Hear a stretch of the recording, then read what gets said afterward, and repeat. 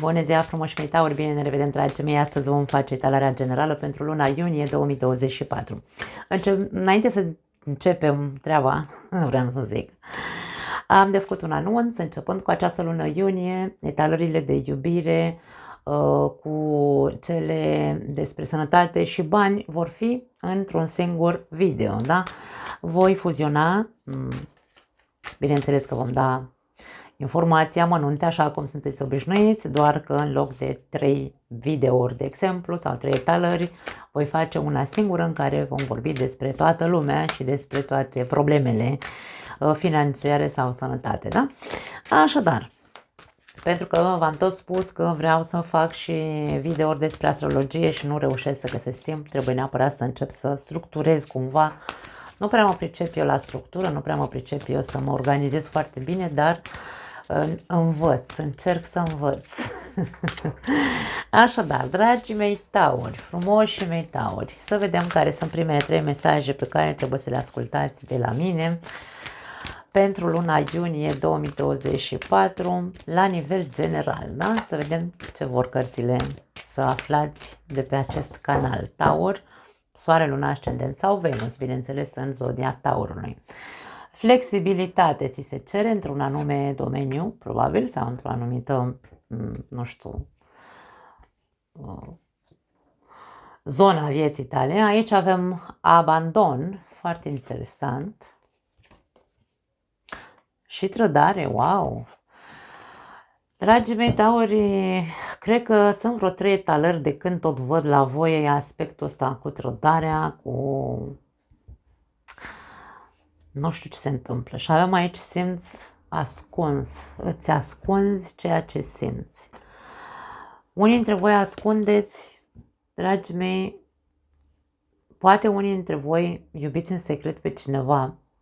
Ar putea să fie pentru unii dintre voi, mai ales pentru cei singuri. Poate nu aveți curaj să spuneți, să-i spuneți celelalte persoane că sunteți îndrăgostit. Și aveți acest sentiment de fapt, ca și cum te trădezi singur și te abandonezi. Nu? Te abandonezi pur și simplu în durere pentru că iubești în secret și nu ai puterea să spui. Ei bine, aici primul mesaj vine ca sfat, da? Și zice, încearcă să te flexibilizezi. Nu vorbim de flexibilitate să fii așa fluid, ci aici vorbim despre a încerca să vezi lucrurile, că și chiar dacă sunt viața ta e cumva cu sus în jos, este pentru că probabil tu pur și simplu ascunzi ceea ce simți și te abandonezi pe tine, te trădezi pe tine. Schimbă-ți un pic, da? Flexibilizează-ți felul în care vezi lucrurile sau felul în care faci lucrurile. Foarte interesantă povestea. Hai să vedem despre ce e vorba. Nu neapărat să vorbim de faptul că iubești pe cineva pe ascuns. Pentru unii dintre voi poate vorbim despre o relație în care tu nu-i spui partenerului de viață că te simți singur, că te simți trădat, că te simți, nu știu, abandonat într-un fel sau altul, rănit, da? De ce nu spui? Pentru că ar putea să fie aceste aspecte și faptul că vine acest prim mesaj de flexibilitate. De ce ți-e frică? Pentru că aici e vorba, eu simt o frică la unii dintre voi. De ce ți-e frică să-i spui partenerului că tu nu te simți chiar foarte bine în această relație?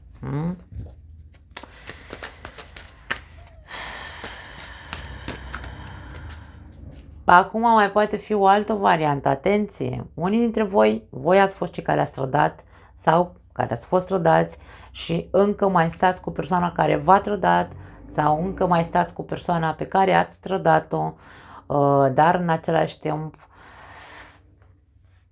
unii dintre voi probabil că mergeți pe 2 fronturi, ar putea să fie aici. Cu flexibilitatea nu este un sfat pentru voi, ci este pur și simplu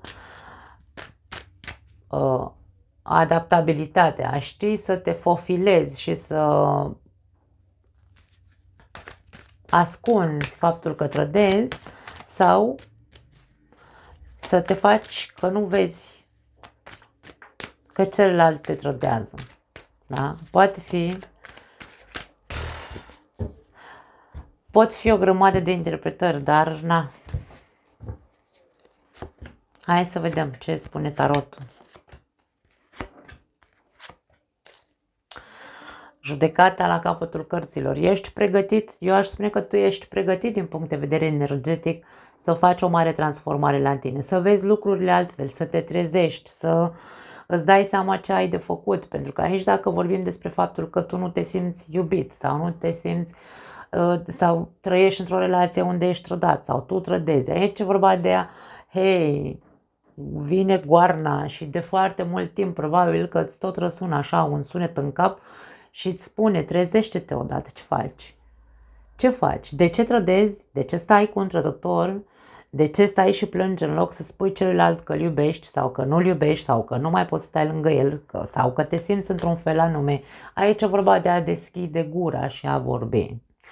Nu poți schimba nimic dacă tu nu te trezești la realitate și nu te renovezi, dacă nu-ți schimbi felul în care tu ai făcut lucrurile până acum sau felul în care ai spus lucrurile până acum, pentru că judecata vine și cu critici, ar putea să fie critici la adresa ta, la adresa celuilalt, celălalt să te critique pe tine. Deci aici este o amestecătură de foarte multe energii. Eu simt foarte multe energii a multor tauri cu diferite situații unde situațiile implică singurătate, trădare,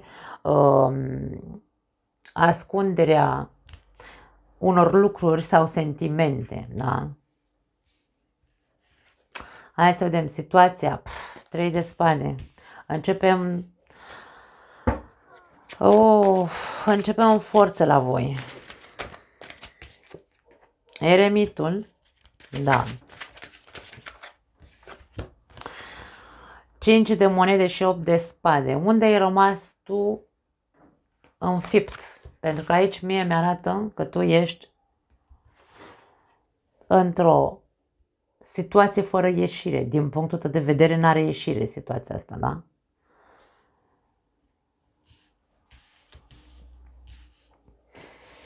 Avem aici abandonul și avem aici trădarea. Dacă trăiești o situație în care, după cum am spus mai devreme, ai fost trădat, abandonat, neiubit, nebăgat în seamă, nu știu, ai fost un cerșetor, tu ai rămas blocat aici. Eremitul vine și spune, hei, eremitul a ieșit între aceste două cărți. Ce faci? Tu de fapt cine ești în viața ta, îți spune eremitul. Tu ești ăsta, cerșetorul, tu ești ăsta care suferă în tăcere doar ca cealaltă persoană să stea cu tine? Sau tu ești ăsta care calcă inima celuilalt în picioare, îl trădează pe celălalt? Unde ai rămas? În ce buclă ai rămas? E momentul să vezi. Eremitul vine și spune, caută. Caută de ce ai rămas în buclă și cum să ieși de acolo, pentru că soluția doar tu o deții, nimeni altcineva. Din punct de vedere al flexibilității, pentru că avem aici primul mesaj de flexibilitate, aici vedem rigiditate, aici vedem rigiditate. Da? Nu încerca să judeci. Da, mesajele mă duc înspre această interpretare. Nu încerca să judeci, pentru că ai o energie de judecată. De ce ai ajuns în situația asta? Ce pur și simplu uite-te la tine. Tu trebuie să te trezești, să te uiți la tine, să vezi de ce ești în situația asta și tu crezi că nu ai ieșire de acolo. Întreabă-te. Nu mai stai și plânge pe degeaba. Fă ceva. Tu, dacă vrei să continui să stai în situația asta, este doar alegerea ta. Aici, în 8 de spade, vreau să rămână foarte clar și, bineînțeles că n-am cum să interpretez în contextul ăsta, cel puțin, 8 de spade ne vorbește despre liberul arbitru.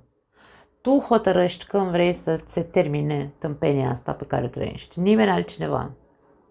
dar ai nevoie să te flexibilizezi, pentru că eremitul vede doar un singur mod de a rezolva lucrurile și aici este o mare problemă, da?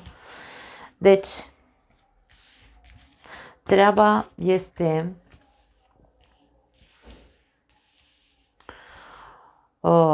ușor de înțeles, ceea ce am spus este foarte ușor de înțeles, poate mai greu de făcut, dar hai să continuăm să vedem. În mintea ta avem temperanța.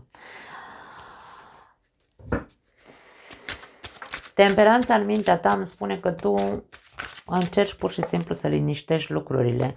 Tu încerci pur și simplu să fie bine pentru toată lumea, pentru toată familia, dar tu nu ești bine și mai ales aici pentru copii.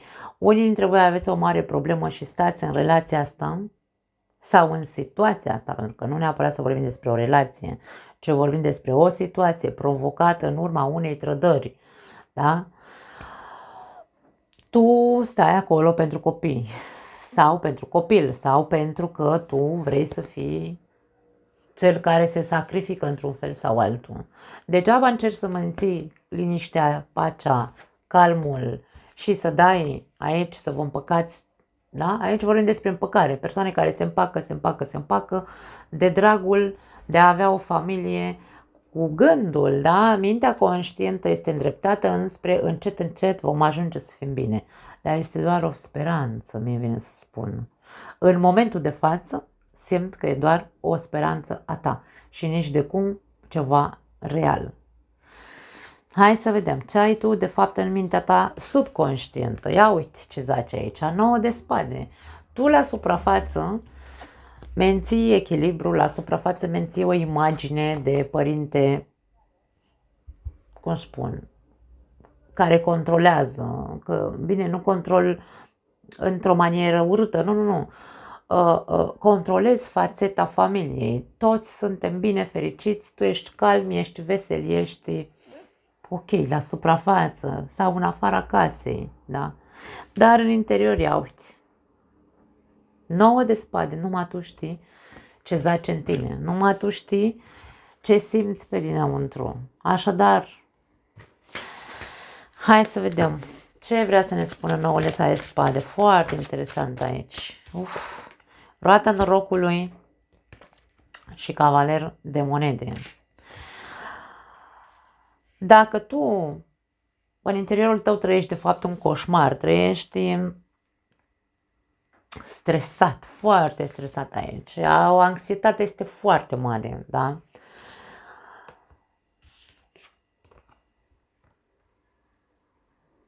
Îmi vine să spun că ești pasiv-agresiv cu tine însuți, aici e un soi de masochism, atenție, nu știu ce se întâmplă cu unii dintre voi.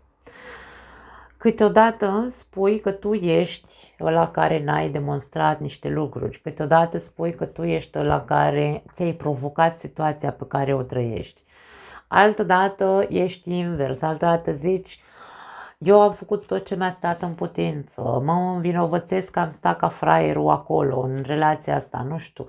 Ai niște, de-aia spun pasiv-agresiv sau ești foarte schimbător. Acum zici ceva, după aia spui altceva, te vezi pe tine într-un fel, după aia te vezi în alt fel, la fel și pe celălalt. Deci ce o harababură, vine să spun, în inconștientul tău care îți face foarte, foarte mult rău și cam ai deja ceva vreme de când tot repeți acest soi de gândire autodestructivă. Nu știu de ce simt lucrurile astea, dragii mei, nu știu cu cine m-am conectat.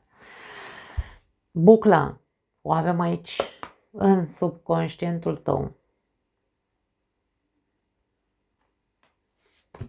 Nu știu cu cine m-am conectat. Puteți să-mi scrieți în privat dacă vreți.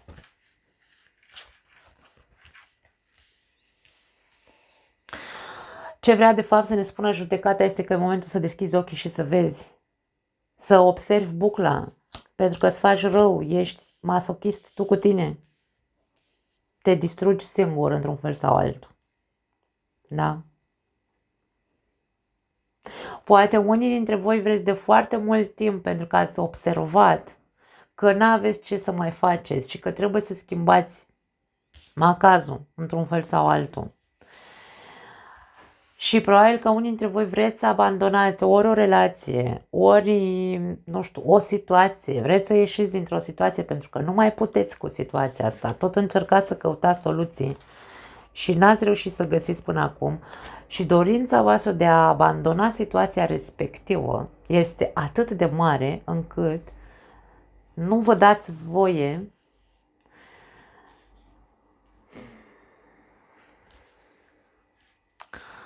nu arătați ce vreți de fapt.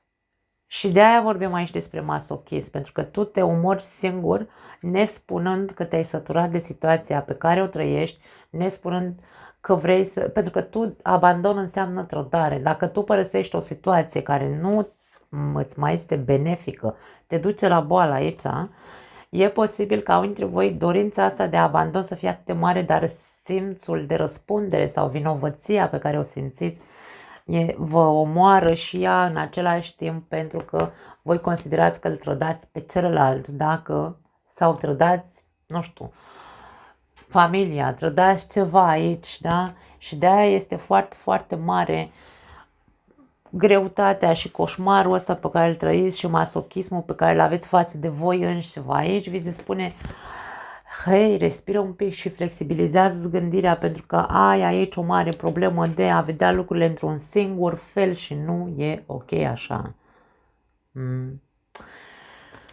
Of.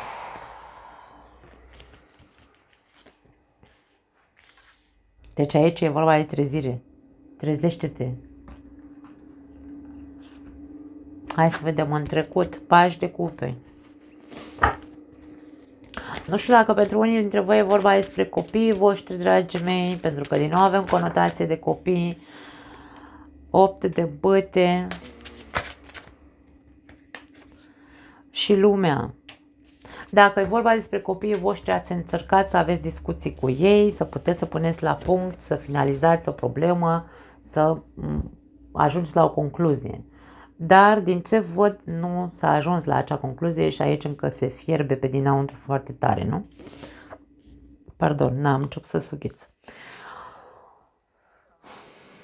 Dacă vorbim despre iubire, aici e vorba despre probabil discuții pe care le-ai avut cu partenerul de viață, dar au fost discuții superficiale, nu a fost nimic care să ducă la o rezolvare.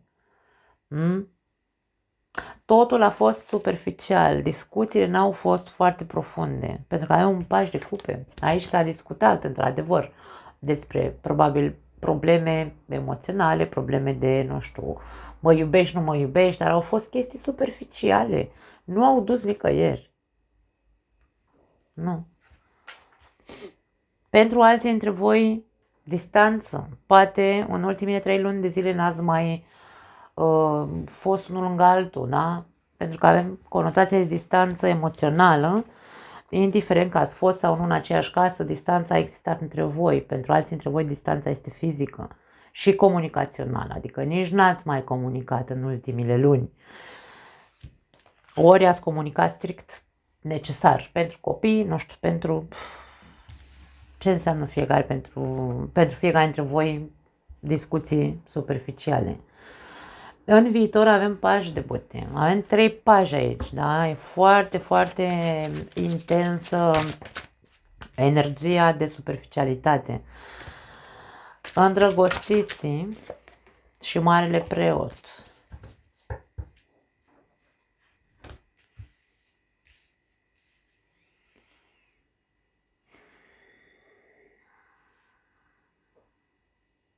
Dacă vorbim despre o problemă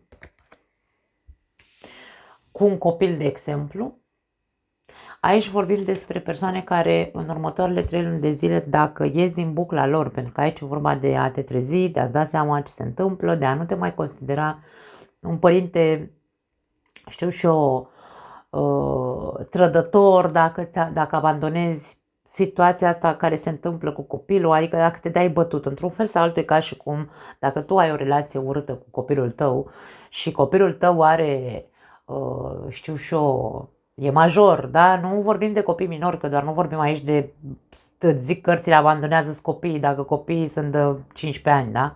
Nu vorbim despre asta, vorbim despre persoane care au copii majori, da? Dacă este cazul tău și tu te flexibilizezi ca să-ți dai seama, domne, te trezești la realitate că copilul tău e un adult, să zicem, într-un fel sau altul, nu mai ai de ce să stai sub papucul lui și să fii tu cerșitor de a te băga în seamă copilul tău sau să-ți vorbească frumos, cu respect, pentru că aici înseamnă umilință. Dacă copilul tău te umilește, îți face rău, te calcă în picioare cum vrea mușchiul lui, atunci tu dacă stai și îți bați capul, vai Doamne că eu o să fiu un părinte trădător dacă îmi dau copilul afară din casă sau mi-abandonez copilul, pe bune, despre ce vorbim? Adică copilul tău te poate pisa în picioare, pisa, nu știu dacă e corect spus, nu, călca, pardon, pisa e în spaniol. Dacă copilul tău te poate călca în picioare și tu consideri că ești un părinte trădător dacă îl dai afară din casă, atunci tu ai o mare problemă. Ai o mare problemă, du-te la psiholog. Da? Dacă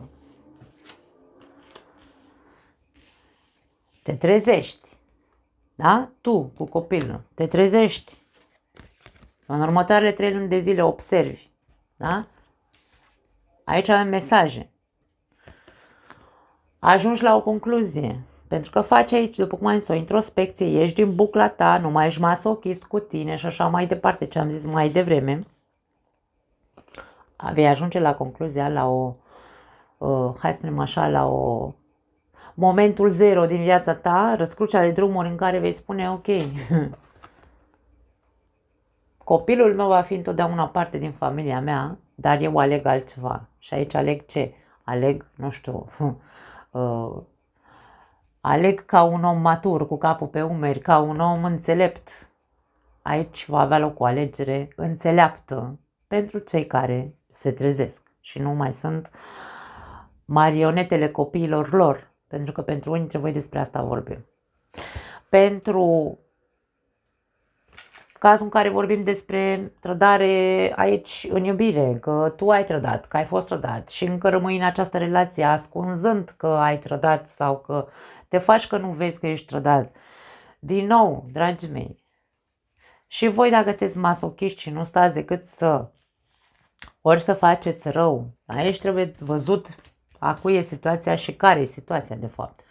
În momentul în care tu vezi că ești în bucla asta și că nu faci decât să cerșești sau nu faci decât să faci rău, îl trădezi pe celălalt cu cine prinzi ocazia, da? Aici vorbim despre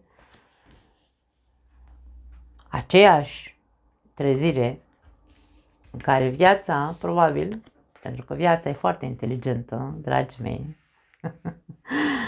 și în următoarele 3 luni de zile, probabil că îți scoate în calea ta, te pune față în față cu compromisul și cu aventura.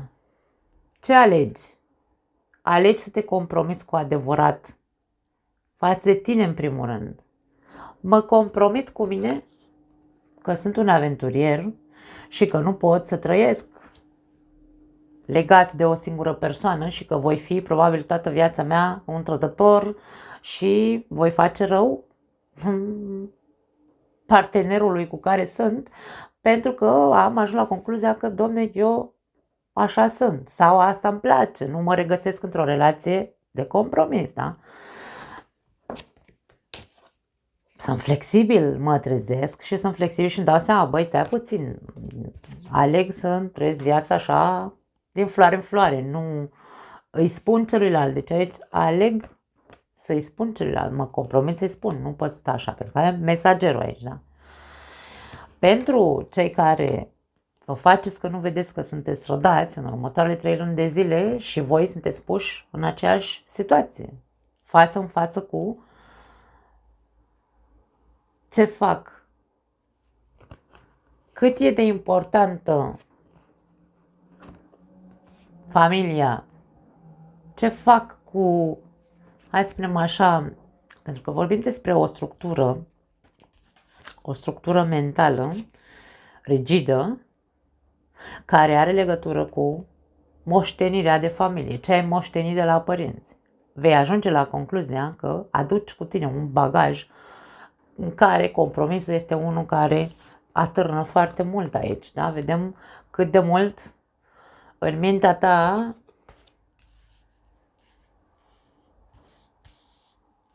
există multe voci și pot fi vocile pe care le-ai moștenit de la părinți. Și aici e vorba de a alege a nu mai face ce ai făcut ca până acum, a te flexibiliza și nu e vorba aici de a trăda, de a începe să-i plătești cu aceeași monedă partenerului dacă te trădează, ci aici este vorba de a începe să ai un zvâc în tine în care să zici, păi, de ce să stau să plâng ca fraierul când știu că am de fapt de-a face cu o persoană care mă trădează, mă trezesc la realitate și nu mai aleg să fiu eu la bun și așa să stau capul plecat, sabia nu-l taie, ci aleg să zic, băi, și eu merită să trăiesc, că am o singură viață, nu? Nu vorbim, după cum am spus, nu vorbim aici despre aventură, mă duc și fac și eu ce face celălalt, nu. Pur și simplu aleg să văd așa viața și să vedem care e concluzia. Regina de monede. Mie regina de monede, sinceră să fiu, în afară de femeie de afaceri, mie nu-mi place ce energie aduce regina de monede. Rege de cupe și as de bâte. Da, unii dintre voi rămâneți împreună cu această persoană. Dacă vorbim despre iubire aici, vorbim despre faptul că cei care aveți această moștenire de a vă face că nu vedeți cu cine aveți de-a face, veți intra de la faptul că într-adevăr veți ajunge așa în poziția asta în care ziceți, băi, și eu merit să trăiesc că am o singură viață și să experimentez, veți ajunge foarte repede din nou la aceeași energie care vă caracterizează, regina de monede, da? Deci aici din nou vă întoarceți în buclă, după cum am zis. Se întâmplă că suita de monede, după cum știm, este caracteristică zodiilor de pământ. Voi sunteți o zodie de pământ. Regina de monede este mama răniților sau este persoana care preferă să ofere decât să ceară, pentru că ea are și ea nevoi foarte multe, dar nu le cere, nu cere, da? Nu cere. Ea se mulțumește cu ce îi se oferă și aici e cea mai mare greșeală a acestei energii. Mie de aia nu-mi place regina de monede. Și vedem faptul că probabil cealaltă persoană va veni cu scuzele de rigoare, veți accepta să vă împăcați cu persoana asta. Asta este ceea ce pot să văd aici. Că veți suferi în continuare sau nu, asta nu mai știu, fiecare cu treaba lui, dar vedem că veți continua cu această persoană. Pentru cei care, aici vorbim despre mamă sau, da, mamă ar putea să fie, de ce nu, și copil, sau mă rog, părinte și copil, problema pe care am vorbit-o mai devreme dintre un părinte și un copil, aici vorbim despre persoane care vor ajunge într-un fel sau altul să se resemneze, îmi vine să spun, că n-are cum să facă sau că nu poate să facă lucrurile altfel și aici vedem iertare, vedem împăcare, vedem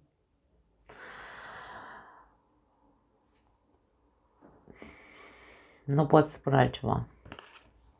Nu știu unde poate duce această poveste, vom vedea în următoarele etalări, dar eu am vreo 3 etalări, cel puțin astea a 4-a, cred, în care văd același aspect. Bine, includ și ce văd în